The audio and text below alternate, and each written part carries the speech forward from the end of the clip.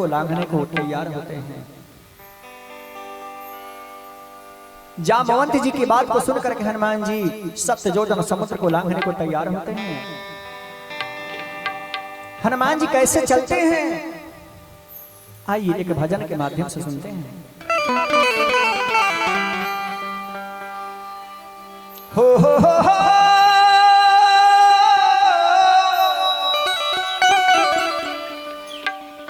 आरे मुख में मुद्रिका ली,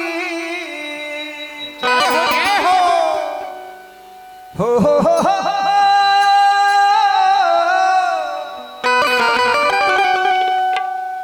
आरे मुख में मुद्रिका ली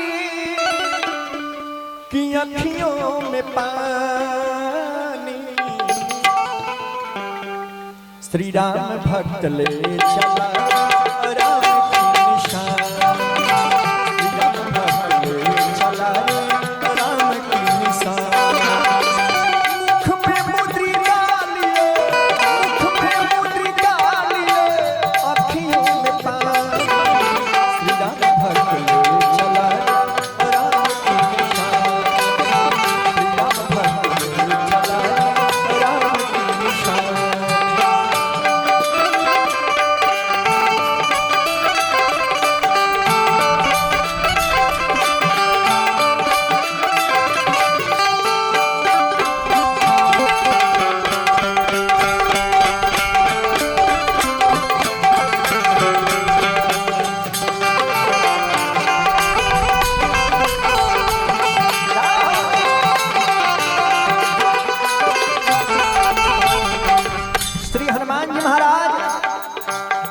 उत्तर से दक्षिण दिशा की तरफ इस प्रकार बढ़ते हैं कि मानो उत्तर से दक्षिण दिशा की तरफ आंधी टूट पड़ी हो।